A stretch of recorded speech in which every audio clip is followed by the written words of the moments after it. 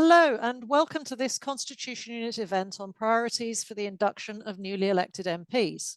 I'm Meg Russell, Director of the Constitution Unit, and I'll be chairing today's discussion.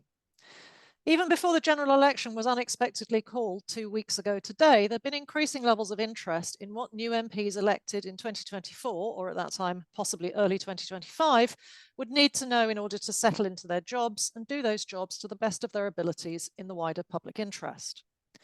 It's been clear for some time that this was going to be a high turnover election, with numerous MPs announcing their retirements. Even before a single seat's changed hands between the parties, over 130 MPs are guaranteed to be departing Parliament. And the polls do predict, putting it mildly, a fair amount of party change. So there'll be many, many new MPs elected on the 4th of July. The recent period has also been one of significant constitutional turbulence and of growing pressures of different kinds on MPs. Theirs are very, very challenging and high-pressure jobs and tremendously varied. MPs are constituency representatives, party representatives, scrutineers, lawmakers, policy specialists, public speakers, media performers, and crucially, employers of staff.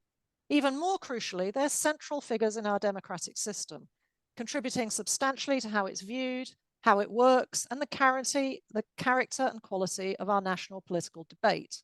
We want them to uphold the highest possible standards in everything they do. Consequently, many figures and organisations have been calling for better induction for MPs. Those voices were joined only a few weeks ago by former Prime Minister Theresa May in her speech to the Hansard Society, when she suggested that better MP induction was crucial to improving and sustaining our democracy. She quoted a report from the Modernisation Committee of the House of Commons, published in 2006, which called for a longer period between elections and the start of a new parliament, specifically to allow time for that induction. And then just last week, the House of Commons Standards Committee issued a report urging stronger induction, particularly on standards matters in the new parliament. In short, this event felt important and was planned before the election was called, but has suddenly become very topical. So I'm delighted that we're joined by a very strong panel to address the key questions about what kind of induction MPs need, how they can get it, and how some of the most obvious obstacles might be overcome. Our speakers are Dr. Ruth Fox, the director of the Hansard Society and a huge expert on Parliament. I see Ruth's been writing on MP induction for at least since 2012, and she's currently closely involved in plans for 2024. Dr. Hannah White is director of the Institute for Government and herself a former House of Commons clerk. She's seen this from both sides of the fence, from inside Parliament, trying to support members, and also outside, where the IFG has been active in providing briefing. Daniel Greenberg has been the Parliamentary Commissioner for Standards since January 2023. He has a long association with Parliament. He's had a long association with Parliament in other roles, and in line with the Standards Committee report published last week, he'll have a hands-on role in the induction process. And finally, last but not least, Alistair Burt was first elected as a Conservative MP, incredibly, in 1983. And he served until 1997, and then again from 2001 to 2019. He's held various ministerial positions, particularly in the Foreign Office, but most pertinently for today's purposes, he was involved from the inside in organising induction after the 2010 general election. And since leaving Parliament, he's also done a lot of work in supporting parliaments and parliamentarians in overseas jurisdictions. We normally start these events with each panelist speaking for a few minutes, followed by a panel discussion. This time we're going to run things a bit differently and just have a discussion right from the start. So we'll talk amongst ourselves as a panel for about 40 minutes or so, and then we're going to open up to audience questions. If you'd like to submit a question, you can do so by using the Q&A function of Zoom. And my colleague on the screen, Hannah Kelly, who I should mention is the co-author of an excellent Constitution Unit report published just this week on House of Commons reform. Hannah will select from among the questions you submit and put them to the panelists. You can choose to submit your questions anonymously if you wish, or otherwise she'll indicate your name when she reads your question out.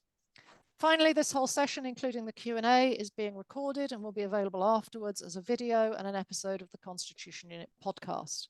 You may want to bear that in mind when deciding whether to anonymize your question. But that's well beyond what you need to know from me. You're very keen to hear from the panel. So let me first turn to, I'm going to ask this question to Ruth and then to Alistair.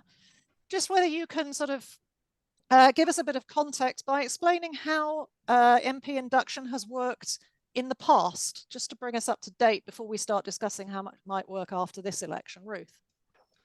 Yeah, thanks, Meg. Welcome, everyone. Well, I think the story of induction is really sort of one of pre-2010 and post-2010, and we can dispose of pre-2010 quite quickly because basically the House service, the parliamentary officials would offer a kind of basic welcome and orientation, but induction was really largely left to the parties, and stories from former MPs differ quite widely, but basically an old hand in your party would some guidance, show you round, show you how to vote, show you where the fees office was to ensure you got paid in your first month.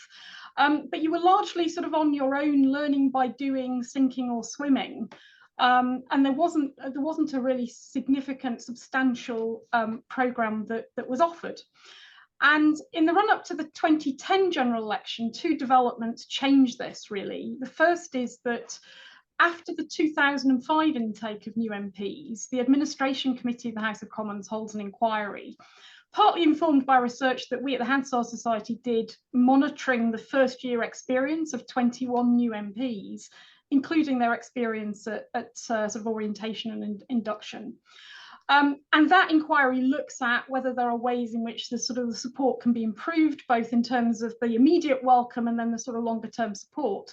And what you get is emerging out of that whole range of proposals, but significantly a general election planning group to coordinate plans for the next Parliament in 2010. And to address some of the problems that had existed in previous years, where you'd got the House service and the parties offering sessions at exactly the same time and clashing, and members having to choose to go to the party sessions and not taking part in the House service sessions sometimes. So some of the sort of basic logistical problems they were trying to eradicate, as well as a much more substantive programme of welcome and support. You also get, alongside that, shortly after, the MP's expenses scandal, which creates a sort of different political environment and space to have a discussion about what support should be offered to new members, what do they need to make a good start in their parliamentary career, because obviously a lot was perceived to be resting on the shoulders of this new intake of MPs in terms of the reputation of Parliament. And that's where people like Alistair played a critical role as an actor in sort of the Conservative Party in thinking about what kind of support they wanted for the expected large intake of new MPs. And the consequence of all of this is in 2010, you get a really significant welcome and orientation programme offered by the House Service. It's sort of in person. There's a new members reception area. There's a body system with House staff matched to members to meet and greet and guide them through their first few days. You've got a chamber briefing on etiquette and rules of the House. You've got briefing on standards, how to set up your office and so on. So there's a whole welcome and orientation offer. And then there's also a much sort of broader induction programme of 30 sessions that the House organised through to summer recess, divided up into sort of procedure, services and practicalities. And significant resources were allocated to that.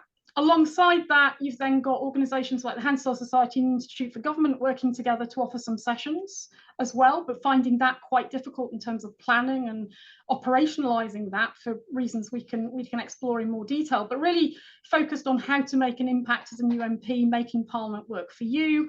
You had the London School of Economics offering sort of almost an institute for government, or institute for politics at Harvard model that's provided to the US congressional members when they start.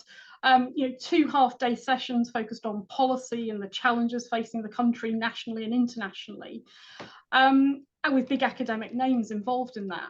But the big problem is that as a result of all of that, and despite all the sort of the planning, the time, the resource that had been dedicated to it, only 19% of new MPs participated in at least one of the House Service induction sessions. The Hansard Society and Institute for Government got marginally more, but not much more participation in our sessions. And the LSE had similar problems and came close to cancelling their second briefing. So basically, a lot had been dedicated, a lot of planning had gone into it, but the learning from it was that in 2015, everything was pared back.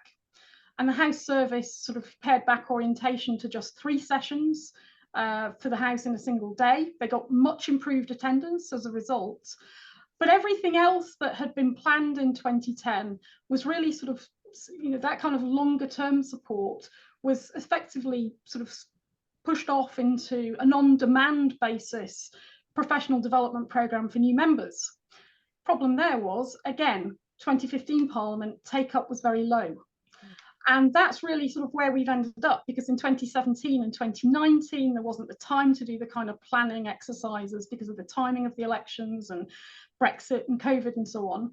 So we've arrived at a situation, I think, where orientation, the first couple of weeks, the focus on the absolutely necessary things, the must-have information that MPs need is pretty good. It's been tweaked in successive elections and improved. It's quite a successful model. But professional development, the sort of longer term support, focusing on the normal day-to-day business and skills that MPs need to be effective legislators, scrutineers and so on, is proving a much harder nut to crack.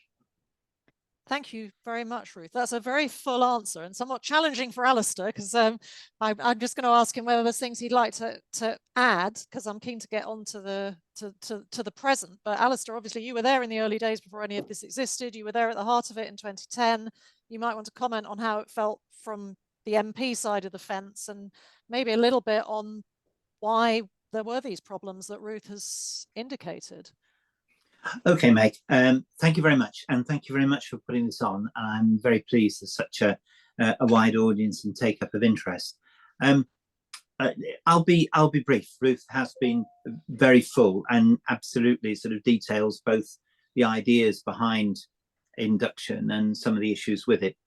My experience was this. In 1983, my induction consisted of David Trippier, the MP for Rossendale, meeting me at the House of Commons, showing me into a room and saying, sit there. That is now your office and your desk. Do not move unless the Chief Whip himself comes and tells you to move. That was because we didn't have anything. You didn't have a desk. You didn't know where you were going. And as Ruth indicated, your only induction was somebody that you might know. And David was the closest MP to me. I was only 28 years of age. And he said, this is what you do. And everything else was just learned as you went along. There wasn't an induction as such. So things have changed markedly.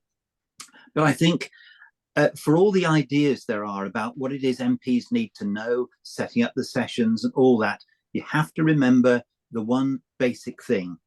This is new and it's very quick, and the new responsibilities have hit you like a brick. And the big risk is overload. People are telling you what to do and your capacity to take things in is limited. And you're going to want to deal with the emergent, with the urgent. And the urgent isn't anything usually to do with the House of Commons.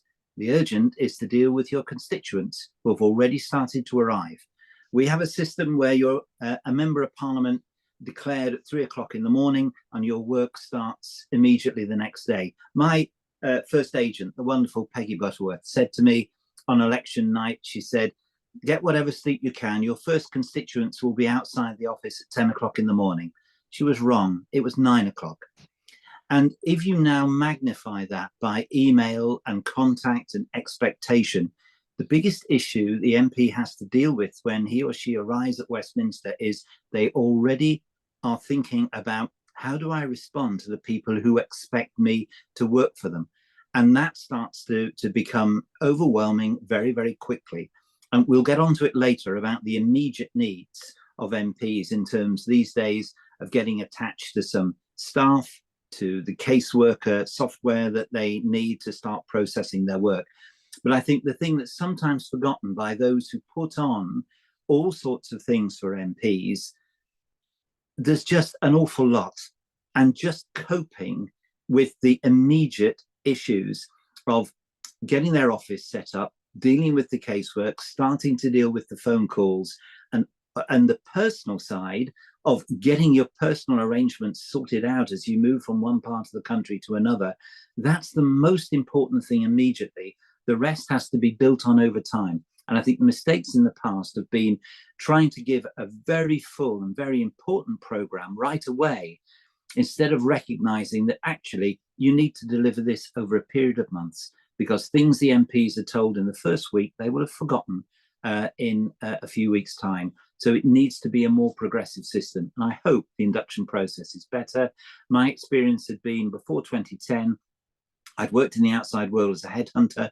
I'd learned something about personal development. And when I came back into the House in 2001 and was Assistant Chief Whip, I brought some of this into the personal development side for MPs, and we can talk about that later as well. But it's certainly moved on from those early days of being told, sit there and don't move until the Chief Whip tells you. That's very interesting and good to hear indeed. So Hannah, let me bring you in here. Obviously, as I said, you've seen this from the inside in some earlier elections, and now you're sitting in the IFG and thinking about what you can do to support members and what sort of support they need generally. Would you like to, anything you've got to say about your experience of the past, but move us on perhaps a bit to thinking more about what is needed now, what the priorities are in terms of topics and so on that MPs need to know about, and maybe reflect on what Alistair said about the sort of continuous learning rather than the just hitting everybody with everything at once, and whether you agree with that. Sure, thanks, Meg. So yeah, so in 2010, I was in the House and experiencing the demoralising effect of setting up loads of sessions and nobody turning up to them, or maybe the odd lonely MP's researcher being sent along to something. And I think that just reflects exactly the reality that Alistair has identified, that most people in life only really set out to understand a thing and learn a thing and know how to do a thing when they need to do that thing. And you've got to think about the sequence of what it is that MPs need to do, and understanding the private members bill process, for example, important though everyone on this call I'm sure would think that is not something that MPs think they're going to do in the first week or months, or even, possibly the first session. So if they don't think they need to know it, running lots of sessions on it is a bit of a hiding to nothing. Also, all MPs are different, and some of them will come in having been SPADs and done lots of things and really understanding the system well. Others will come from much more distant to Westminster careers and need a lot more support. So there is no one size fits all. But I was going to make exactly the same point as Alistair, that actually I think there's in my best undergraduate way, to question the premise of the question we're all discussing. We shouldn't just be thinking about induction. We should be thinking about and making the case for continuous professional development for members. And that is something that is in the interest of parties and it's in the interest of members. And that's both about, personal skills and behaviours and so on, but also about knowledge and getting better and better at your job the longer you are there and better able to understand Parliament. So in terms of, bearing that all in mind, over time, the sorts of things that I think MPs, need to potentially need help with, although as I say very clearly, some won't need help with some of this and others will. Very much the practicalities to start with, how to set yourself up, how to deal with your post bag that's been left over from all the most difficult cases that your predecessor has left for you, and so on. And some of the knowledge there about how to help your constituents is really detailed and complicated, and recruiting the right staff to help you with that is a major thing that members can do. But then there is a whole set of stuff around how the House works. And I think most MPs would admit that that is a process that they continue, and most clerks would admit that understanding procedure and process in the House of Commons is something that is a whole career endeavour, and you get better and better at it over time, but it's certainly not something you can learn the whole of very quickly. I think there's, and obviously Daniel will want to talk about this, a really important thing that does need to come early about understanding the sort of ethical framework in which you're operating and what's important in terms of conflicts of interest and standards and so on, so that you don't inadvertently slip up and sort of derail everything that you've arrived in Parliament to do by not understanding the rules and the processes there. And that does need to, we do need to find ways to get members to prioritise that from the start. There's a question, I think, about getting MPs to raise their eyes from the day to day and really think about what their constitutional role is and like why they are in Parliament. And I know that's something you've thought a lot about, Meg.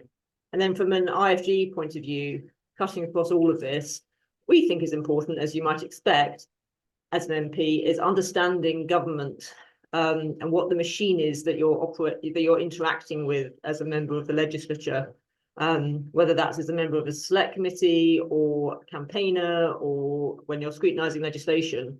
All those things, ultimately, you can do better if you understand what ministers are doing, what their job is, how departments work, and just have a bit of that kind of what is this thing I'm trying to get to do things for my constituents, whether it's at a local level, local government, or whether that's trying to convince the Secretary of State to pass legislation. So, as I say, that's not something you can do straight away, but is something that ultimately makes you better at your job if you can understand it further down the track.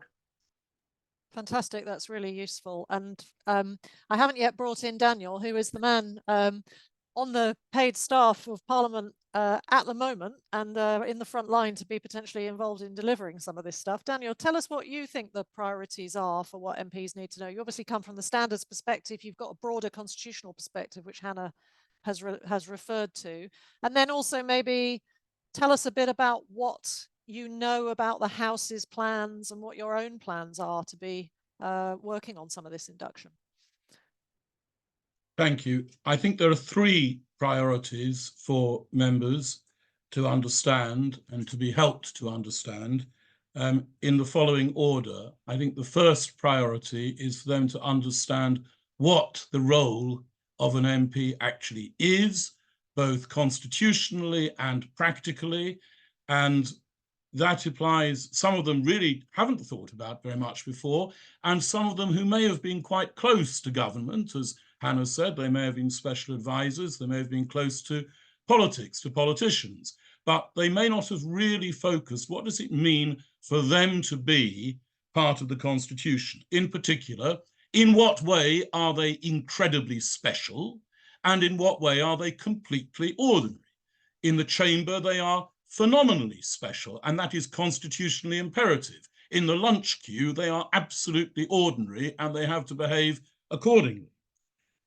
They need to understand what their role allows them to do as backbenchers and what it doesn't allow them to do as backbenchers.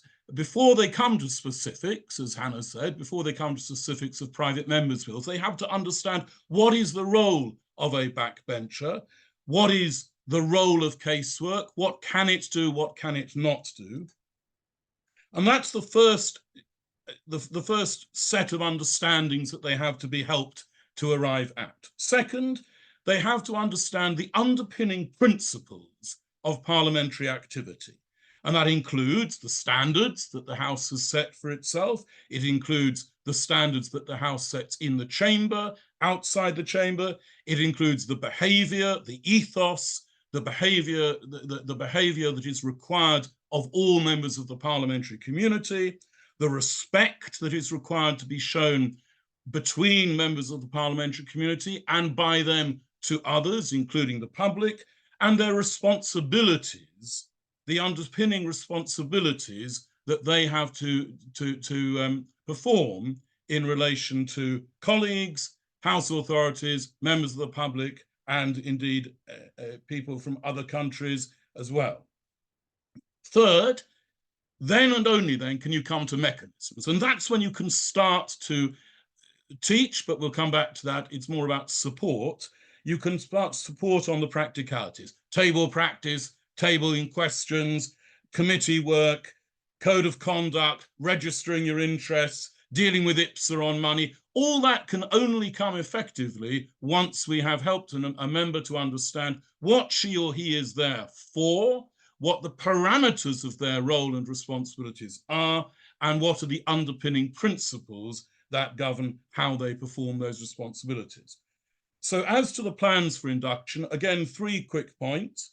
The first is, I think it's really important that we as House authorities and do not regard this as training, but regard this as support, partly because of the ongoing need that Ruth and Alistair and Hannah have touched on, but also because of the attitude. We're not there to tell people what to do. If we try that, I hope they will resist. We are there to help them to do what they want to do with their new role in an effective way.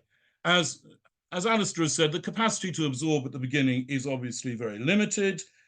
Ongoing capacity is therefore needs to be engaged with minimalist start, but then lots of growth and lots of development. So the second thing, what are we going to do? We have a very strong induction package prepared with an emphasis, a strong emphasis on materials that can be absorbed over time and identifying core resources that members can come back to and their staff can come back to. So just to give a trivial example, I've got a little speech ready for welcome members of Parliament that I'll give at the induction meetings, but I don't expect them to listen or remember it, but I am going to hand out a code so that they and their staff can go back to it and revisit it so they can see that they can absorb it as they need it over time. And I think all colleagues in the House are very much focused on making that a strong package that lasts and delivers in an ongoing way, seminars and other things. So that's what I'll be doing on the standards side and on the constitution side. And I think other colleagues in the House, for each of their areas of responsibility, have a similar attitude prepared. Does that answer your question, Meg? It wonderfully answers my question. Thank you so much, Daniel. I'm now going to come back to Ruth and say, Ruth, I know that you're working very actively on a programme and you've maybe had to speed up your plans somewhat as a result of the announcement 2 weeks ago. What are you thinking of doing and how does that dovetail with what you know about what the House authorities are doing? And perhaps it's worth reflecting a bit on sort of what is the role of the House authorities compared to the role of other actors. The parties are involved in this somewhat, and then groups like the Hansard Society, the Institute for Government are involved, and you may be able to have there may be things that you can do that the House authorities can't, or messages you've got that the parties won't have. Maybe you could reflect a bit on that while you're telling us about your plans and what you know of others' plans. Yeah, thanks, Meg. Well, we at the Society have managed to get essentially a grant over 3 years from the Joseph Rowntree Charitable Trust to help support our work in this area. So we're very much focused on the longer term, not just on what's going to happen in July and September. So exactly what Daniel and Hannah have been talking about, sort of longer term development, and very much focused on sort of giving MPs the tools to perform the tasks and the roles and the responsibilities that they will have in terms of so even something as basic as going to Hannah's point about MPs coming in with divergent experiences. Some MPs will never have looked at a bill before, for example. So something as basic as the sort of structure and architecture of a bill, and what is a delegated power, what is a statutory instrument, and sort of layering support in terms of legislative process and procedure over time, starting off with the absolute basics, but very much tied into what do MPs need to support on and when, and developing that over the course of their parliamentary careers, but also thinking about staff as well, because the MP staff over time will become critically important. We're sort of starting off with a survival guide for new MPs that we will provide to new members, building on some work we've done in past parliaments about some of the sort of the sort of tips and ideas, and condensing together information from former MPs, current MPs who get back in, sort of advice and tips about how to do things, where to go. The critical thing that I think MPs find in those early weeks is signposting. They're so deluged with information. Where do they go for what they need at any particular moment in terms of the task or the activity that they need to engage with on a particular day in those early weeks? How do they find that information? Where do they go? And then secondly, and this is quite difficult, and I think it's something where organisations like the Hansard Society and the Institute for Government can play a role in ways that are difficult for the House service, is that confidential space to basically unload their concerns and have private conversations about their questions, that ability to ask the stupid question, their concerns, their worries. What we found in 2010 when we did the early induction sessions, that didn't matter what we had planned, didn't matter what the agenda was, didn't matter what sort of pre-consultation we'd done with people like Alistair and the party whips and the House service. When we actually got in the room with that group of new MPs, sort of 10, 12 of them, what it really turned into was a therapy session. The agenda was out of the window, and what they wanted was that private space to unload their concerns, and for them all to realise that they were all dealing with exactly the same concerns and problems, and they might have felt overwhelmed, and that wasn't unusual. Everybody around the table was feeling it. And also a key question that they kept asking time and again was, who do I say yes to? Who do I say no to? I'm not in charge of my diary. And remember, MPs in those early weeks don't get officers, because there's an awful lot of office moving going on. So there'll be hot desking, they won't have staff, they'll have a locker for their sort of, constituency post bag, they'll have a laptop. But it feels very unnerving when they're suddenly confronted with all this sort of deluge of email and social media requests and the post bag. How do they manage all of that? And who do they say yes and no to? And they've gotten used to, as a campaigner, saying yes to lots of things. When they get to Westminster, they need to start saying no to things. And psychologically, that's quite a big challenge. So there's the short term and there's longer term support that they're going to need. That's great. That's really interesting. Now, Alistair, you're the one I haven't come to with this question about what the content of a program should be. And I might challenge you with something specific that Ruth has said this thing about learning to say no. And the people you can't say no to very easily, and increasingly so, are constituents, aren't they? And you indicated that it's that constituency pressure right from the beginning, which perhaps gets in the way of MPs being able to access the support that they need to learn the job. So what do you think the priorities are, and how do we manage those kind of pressures? I think colleagues on the call have set out very well, both the dilemmas, but the way to get through it. The immediate concerns of MPs are not the procedure and what's to come in the future. That's and I think when Daniel talked about we're here to support, it's absolutely right, and also the sense of signposting, knowing who to go to. But essentially, the MP's role will develop as they realise, as they start to ask questions. What am I here to achieve? How can I achieve that? And that's all to come.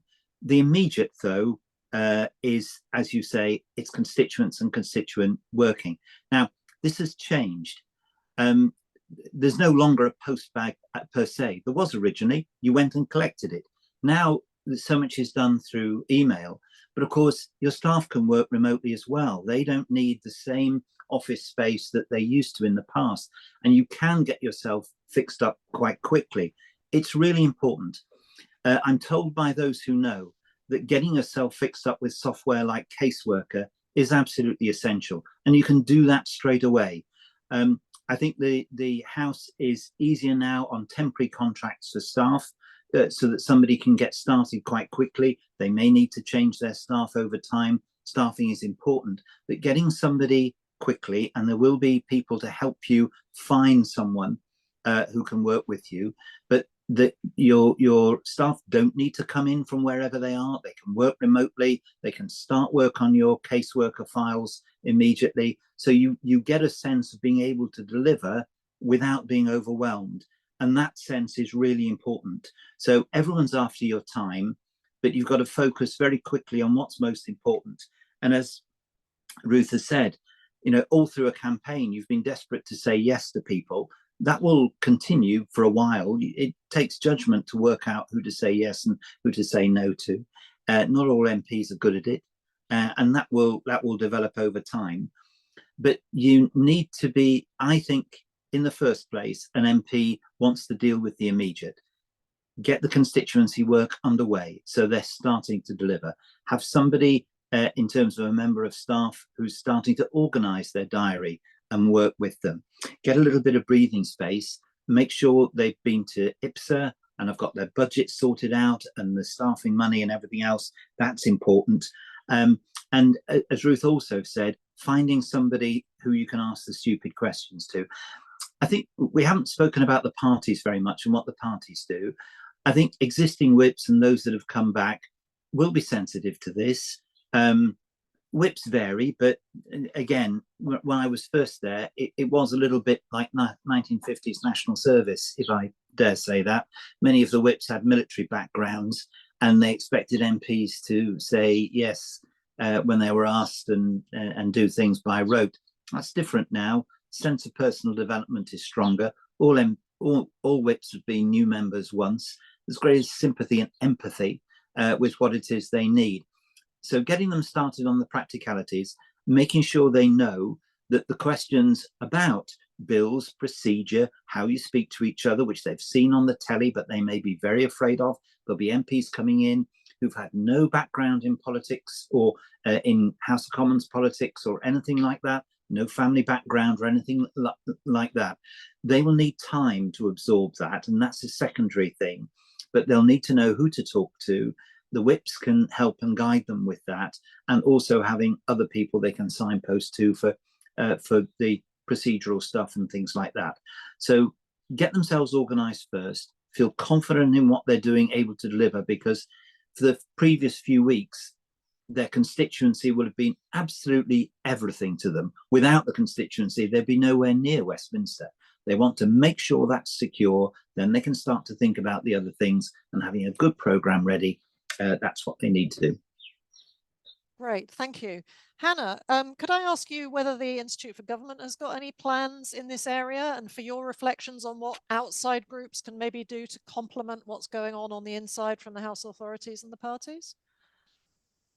Yeah, sure. So I think there are quite distinct roles internally and externally. Obviously, the House staff are all there to support everyone who's elected to Parliament, but sometimes it is easier for members to go to outside organisations to ask some of the questions that they don't feel that they can ask internally, whether that's just because they feel like, I know as a clerk, I sometimes would encounter members who've been in the House for quite some time, who obviously didn't want to admit to me as a member of staff that they didn't know how to do a thing because they felt like they ought to know how to do it. And so sometimes it can be useful just to have somebody to go to who you don't feel silly asking a question of, and so on. In terms of the IFG's plans, so we will be running some workshops for new MPs on understanding government as an MP in your various different roles. So whether that's as a select committee member, as a campaigner, as a constituency MP, or as a legislator, just to sort of run through some of the sort of top tips on what you need to know about how government works in order to make the best of your role. As I've said, that that's not something that is necessarily going to be an immediate priority, but something that IFG thinks you can really accelerate up the ladder of being an effective MP if you pay a bit of attention to. We will, as we have since 2015, when I joined the Institute, be running sessions to select committees on approach, on strategy, on how you want to think about your role in the select committee. I imagine that there won't be select committees until later in the autumn, but that's something we offer free away days at the Institute to just get together and reflect on some of that stuff before you get going as a committee. And in the past, I think committees found that very useful. And then just to add, we're talking about new MPs here, but the IFG has always offered professional development also for ministers. And so we will be running workshops for new ministers, particularly focused on junior ministers, but also available for more senior experienced ministers, to help them with different aspects of their professional development on the same basis that actually being a minister is a big and complicated job. And anyone doing it in the private sector or any other sector, a job of that seniority and significance would expect lots of investment and support and training in sort of technical things that they have to do as part of their role, and MPs and ministers should be no different. And so the IFG sees it as part of our charitable mission to make government more effective by helping ministers with some of that. So that will again be an ongoing programme throughout Parliament. Great, thank you very much. I'm aware that we need to get soon to audience questions. I can see there are lots of questions that have come in, lots of excellent questions. You've still got time to submit some if you want. Hannah will pick us some out in a minute. But I would like to, I think, just end on one sort of last theme, because you've touched on a lot of the themes I wanted to raise. I'd like to invite Alistair to say whether he thinks there are any things that we can learn from the ways that other parliaments do this. I mean, he's worked with other parliaments and he's also looked at other parliaments or perhaps legislatures, if you're talking about places like the US, in terms of what they do. And in advance, if you look at the US as an example, you have a clear break between the period of the election and the beginning of the sitting, which creates a space in which perhaps some of these important induction processes can go on. So I'd be interested to hear from you about that, Alistair, and then maybe just to hear some brief comments from the other members of the panel about what they think about the timing of all this, because we are in this rather unexpected situation where we've got an election in July, just a handful of sitting weeks before a long break in the over the recess, and then coming back in September, October with the conferences going on. Is this an opportunity or is this a problem? You know, can we perhaps move more towards some of the models that we see in other countries as a result of having this unexpected timing, additional time for members perhaps to get ready for being very actively engaged in the autumn? But Alistair, tell us how they do it elsewhere. I was privileged, Meg, at the end of 2008 to go to Harvard for a week because, as Theresa May mentioned, the ability to have a break between being elected and taking your seat is invaluable. We don't do it in the UK, and you take your position immediately. If there was a longer gap, I think it would help a bit, but we won't have the American system of being elected in November at a fixed time and taking your seat in January. But what they did, they took all the new members of Congress up to Harvard for a week, and they gave them, and they all had to go. So it wasn't a question of people not turning up to sessions. They were all taken off to Harvard for a week, Republican and Democrat alike. They mixed with each other, and they were given a series of top-level lectures from people from the military, from business, from science, and they were all addressed on the basis, forget your stump speeches, forget what you've been campaigning on, let us tell you what the world is like. And it was great, and it was very instructive, and it helped them bond a little bit with each other and get a view of the world. But the practicalities were also addressed. I've got here a book. All new members get this book, and it's not short, and it covers everything, you know, from your first few days, making the best use of your 60-day induction period, how you select your committee assignments, how you deal with staff, and all that sort of thing set out. And that's invaluable. Now, of course, the Americans are a very sophisticated system, under pressure at the moment, as we all know, but their structure is very set and not dissimilar to ours. Other MPs in different countries have different problems, and they come to you with different issues. In places where there's very strong sectarian politics and people have been elected on a sectarian basis, but they want to exercise independent scrutiny of the work of their government, they want to come to people outside their country to learn how to do it, because they're sometimes afraid of taking up issues in their own state, and they need to get some confidence. They need to set up institutional structures, independent structures in Parliament, which we have, and that's why they come to us for advice and everything else. So it's always different being a representative wherever you are, and you've got to look at the context in which people are elected. But the International Parliamentary Union has a great bond between those in different legislatures who are able to meet together and share experiences. So there are things that we can learn. I wish there was a greater period of time between winning your seat and taking your place in Parliament. It would help. But I think the thing to remember is all the parliamentarians are different. Some will take to it like a duck to water, some will struggle. Being receptive to that is important. The support structures that are in place are very different to when I started, and hugely welcome. And I'm sure all MPs will benefit. But the sense that it's a continuous learning process, which I think colleagues on the call have emphasised, is really important. Induction is not a 2-week process and then you're fully fledged. We should think of colleagues learning their trade. One of the things I was told is don't say anything for a year. You know, just learn, sit in the chamber, listen to other people. You weren't encouraged to speak straight away, and if you were bold enough to do so, you were marked out. either as someone who's going to go places or someone who's going to be sent to the back of the class very quickly. But these are individual judgments for MPs to make. It's a wonderful thing because all the MPs are individual and different. They will all bring something different to it these days. And to have a support system that works with that, understands that, gets the best out of MPs in terms of their personal development, that's what I think we should be looking for in what will be a parliament of huge change in sort of 2024 going forward. Yeah, very big challenge having potentially a very large number of new members, as we did, of course, in 2010, as Ruth accounted in that interesting article that she wrote about the 2010 period.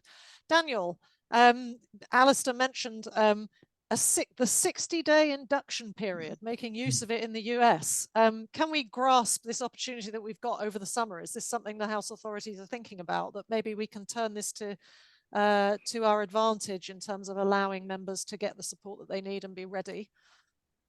Well, yes, in one sense, clearly it does come at a helpful time.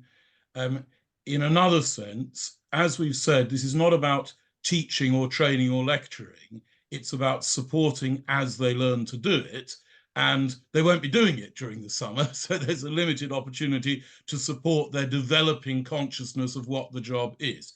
So yes, I think it will be useful for everybody to have a relatively gentle start in some senses to the parliamentary session.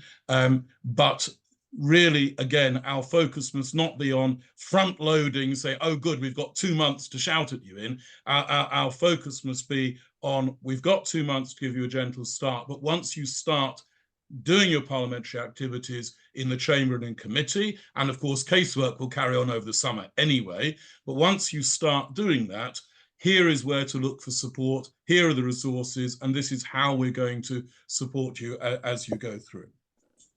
Thank you. Ruth, Hannah, anything burning you want to add on the timing? Otherwise, I'll go over to the questions. I'll try and come to you first, because I can see we've got some really interesting questions coming in. In that case, can we get Hannah Kelly back on the screen, who will give us the first batch of audience questions? Hannah.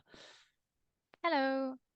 First group of questions is on the purpose of MPs. Chris Naylor, identifying as an ex-prospective parliamentary candidate, said, Ruth and others have mentioned the expectation on MPs to be effective and to make an impact. Might it help if this was better defined, for example, in the MP's oath? Paul Evans says induction programs have tended to focus on the how rather than the why. It would be good if we could discuss what the point of being an MP, apart from doing what you're told, is. And Nick Walker said, would it be too cynical to suggest that beyond the practicalities of establishing offices, the House service and the parties have different visions of MPs' jobs and therefore how they should be inducted into them? Interesting. Who'd like to go first? Hannah, Ruth? Is that Hannah unmuting? Go ahead. Yeah, really good questions, and I think that is really the sort of the why rather than necessarily just the how, is how we've been trying to come at this question at the IFG from the point of view of both MPs and ministers and support to them. We think that most MPs will come to the question of what support they want from the point of view of what is it I'm trying to achieve, what's, you know, what am I here for, what is expected of me, and the smartest ones, and most people who get elected as MPs are pretty smart, will certainly be really conscious of the question of, you know, the things that your constituents want, your party wants, and the House or defenders of democracy might want, will not necessarily all be entirely congruent. And actually what they might want from support is to start to try to explore some of those questions. So for example, an incoming government backbencher might well be trying to think about how to strike the balance, how to make their mark, but not piss everybody off so much that they never get given opportunities, how to bring their expertise to bear without bogging down government legislation, and these sorts of questions. And that's where I think, and something we maybe haven't talked about enough today, That's where I think the experience of people like Alistair and their predecessors and people who've gone through this is absolutely invaluable. I think some of the best learning for people who are becoming MPs comes from other MPs who've gone through these quite nuanced and important sort of internal debates about, you know, when is it right to speak, when is it right to be quiet, and how best to add value. And sometimes it is just the lived experience of having done that, which is no organisation like the IFG or the Hansard Society or dare I say the Constitution Unit, you know, can replicate that, except insofar as we all work with lots of former MPs and so on, and you know, we'll of course bring them into our training. But that's why that angle I think is so important. Ruth, would you like to come in on this interesting batch of questions?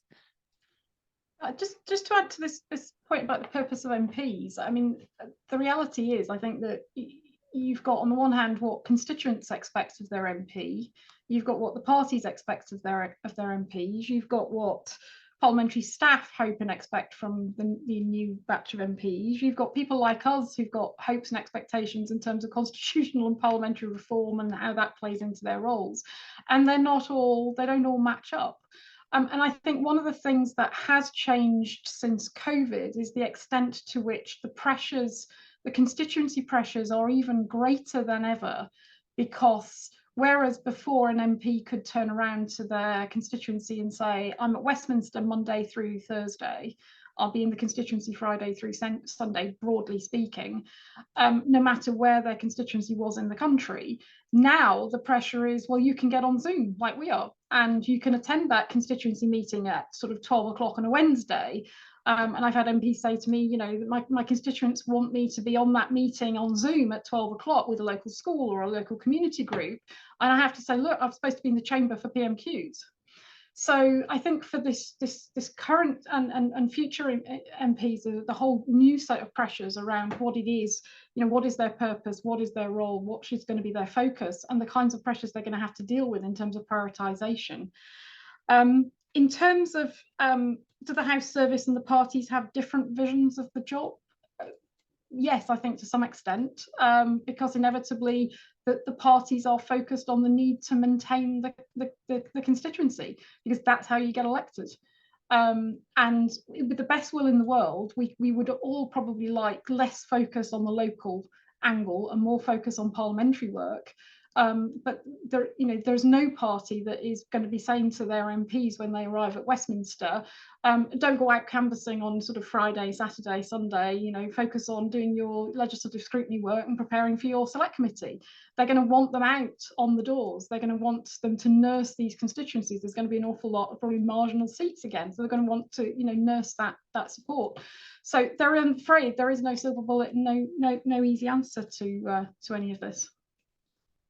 I think Daniel's keen to come in. I'll bring you in. I think Daniel touched on something really interesting earlier when he talked about how you use constituency casework, the ability to join up some of these bits that, you know, constituency casework at its best, you see in things like the post office scandal, where actually a national problem was exposed through connections to local MPs, but not all casework is quite as focused as that. Daniel, you're itching to come in. Come on. No, I agree with that. And in response, arising out of that, in response to the first question we were asked, I would not be in favour of defining the expectations or perceived requirements of the role of an MP. I am strongly in favour of explaining to new MPs the opportunities that arise out of the constitutional status of their role, and making it clear, as Alistair mentioned before, each MP will have their own ideas about the direction in which she or he wants to take those opportunities.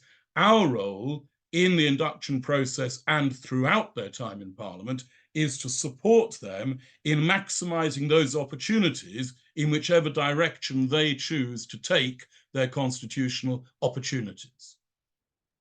Thank you. And Alistair. Yes, it was just to say I'm quite sure those who are listening are able to appreciate the pressures on MPs from what we're saying. It's very easy to write off the political process, and MPs are the butt of everyone's criticism.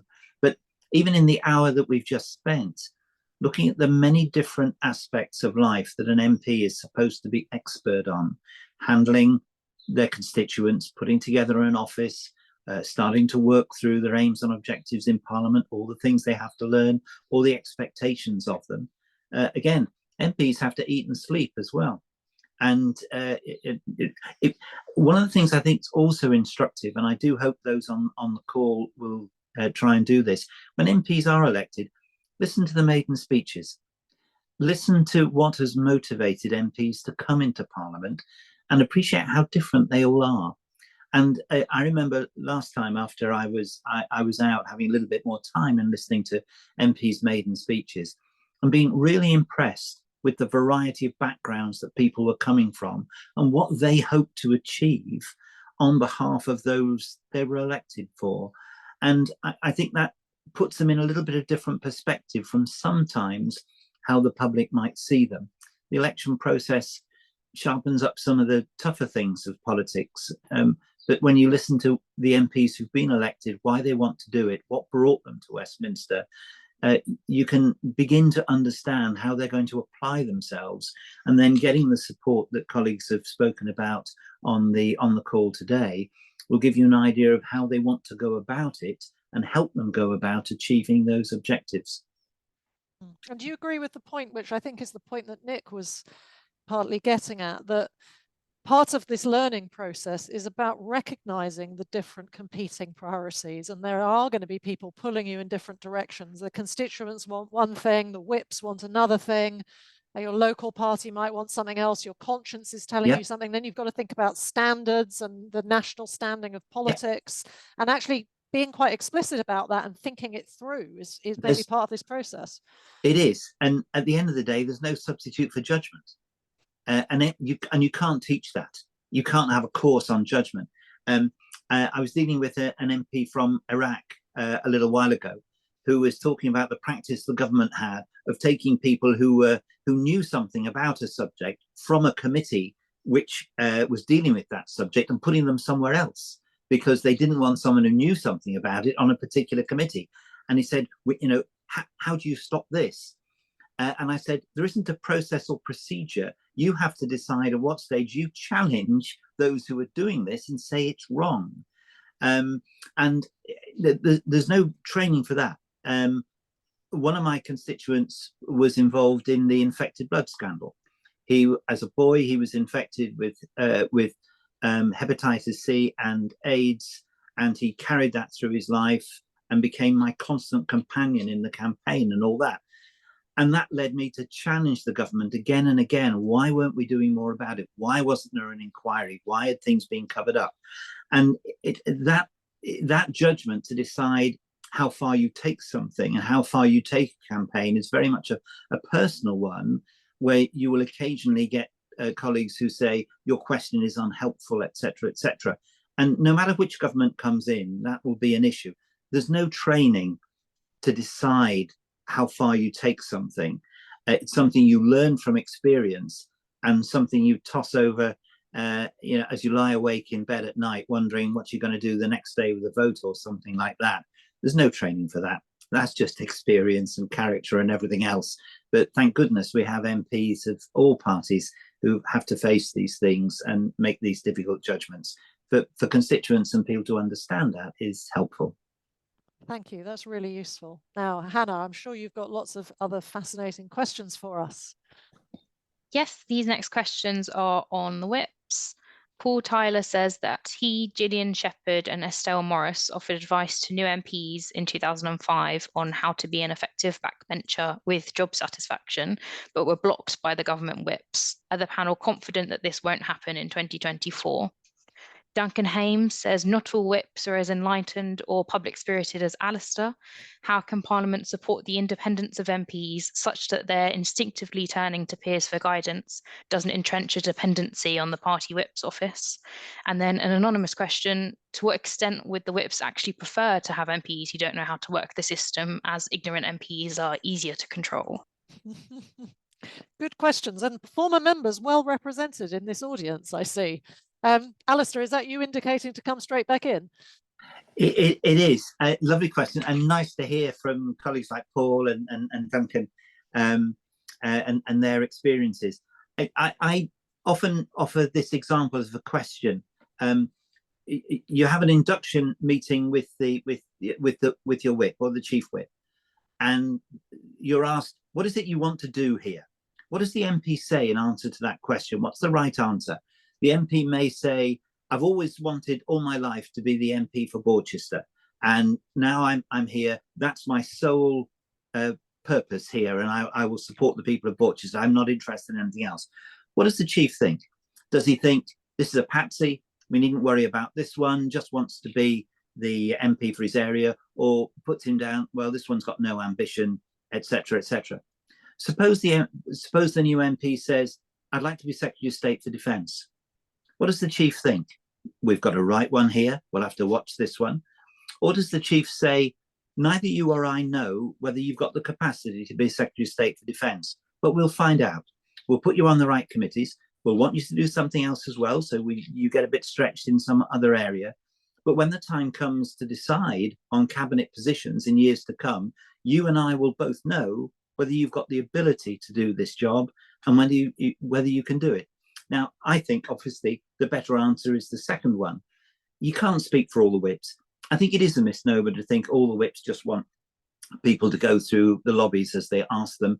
Parliament doesn't work that way, and attempts to control people can get out of order very quickly. But of course, there are times when parliamentary discipline is essential, and a new government will find this just in the same way as the old one did.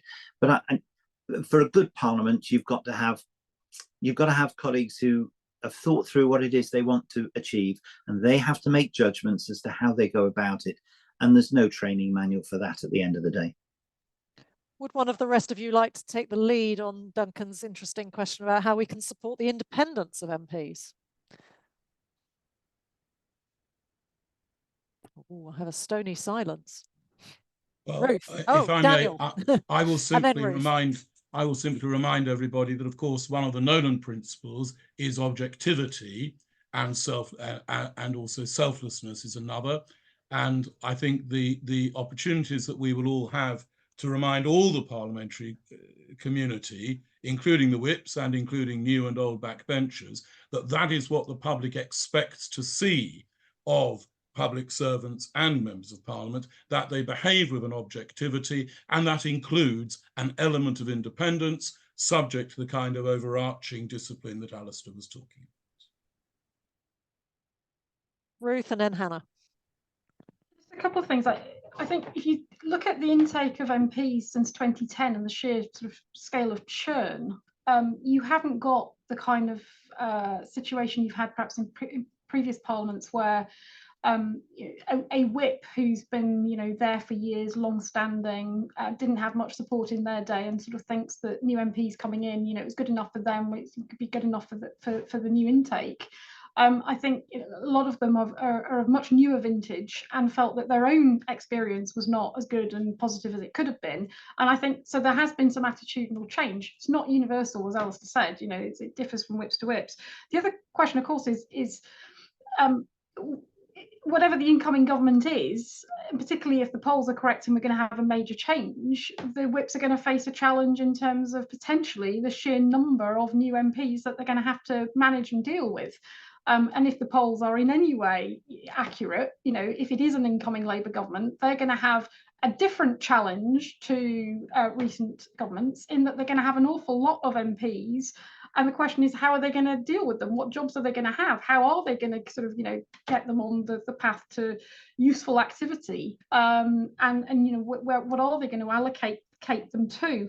And I think there is a question for MPs to think about, that activity is not the same as achievement. And you need to think through as MPs and for the whips to support them in that, what exactly do they want to focus on? Great. Hannah.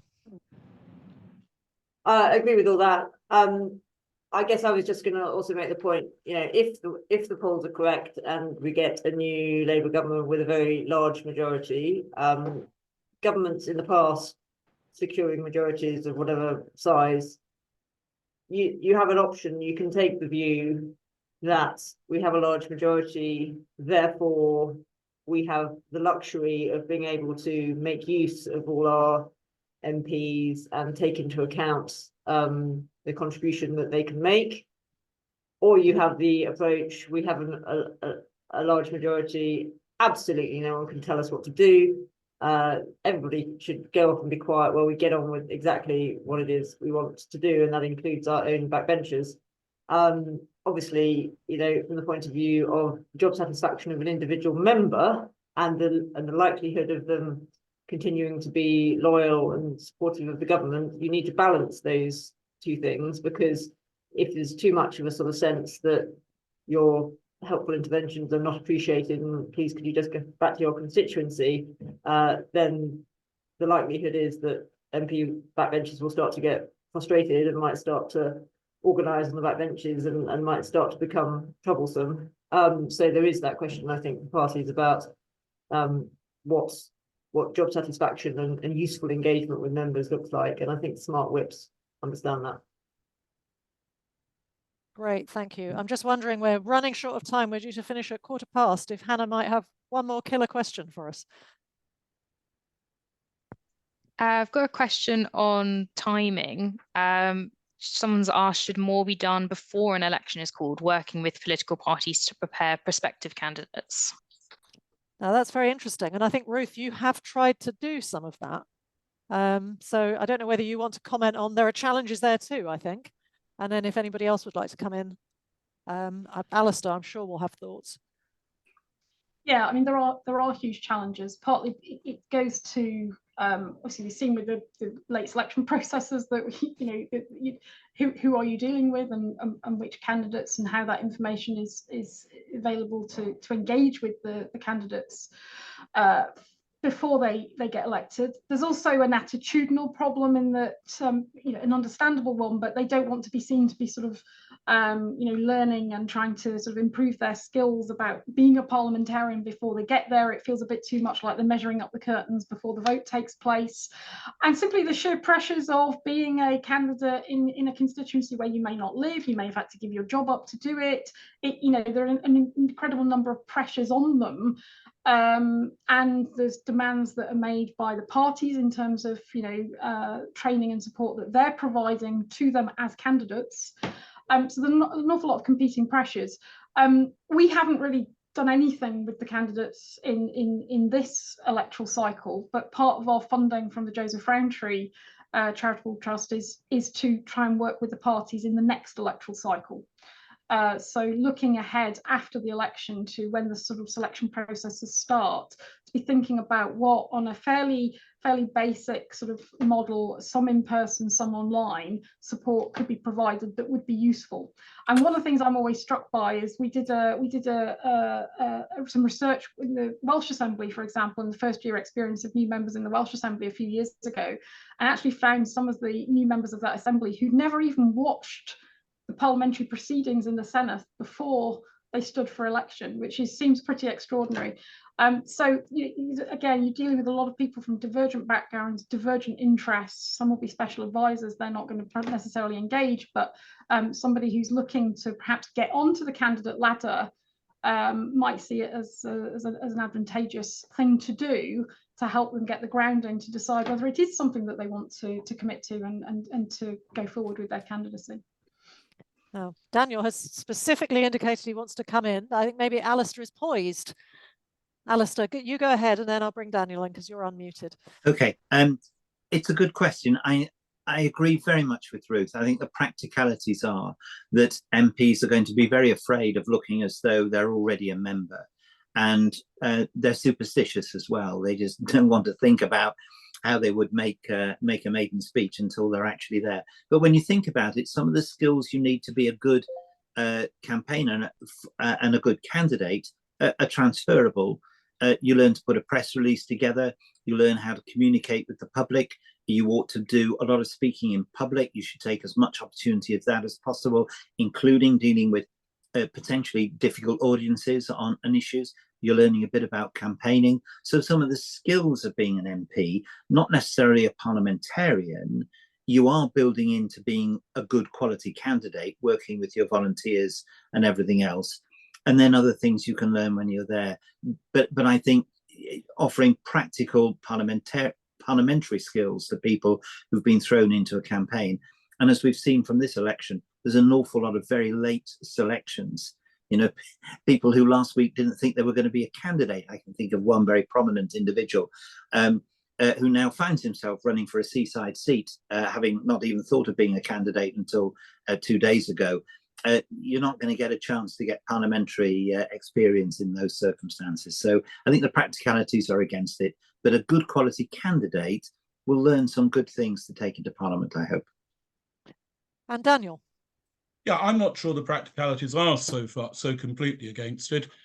In one sense, in accordance with the Nolan principle of openness, I started working with candidates and indeed prospective staff a long time ago, because I make sure that all the materials that I use for working with MPs, including advice notes, are now available openly to the public, the whole of the public, including those who have particular political ambitions. And I think this is very important for candidates, for members of staff, prospective members of staff, but it's also really important for the public, because one thing we haven't mentioned is that today is that the public need to feel that they are partners in the induction of new MPs.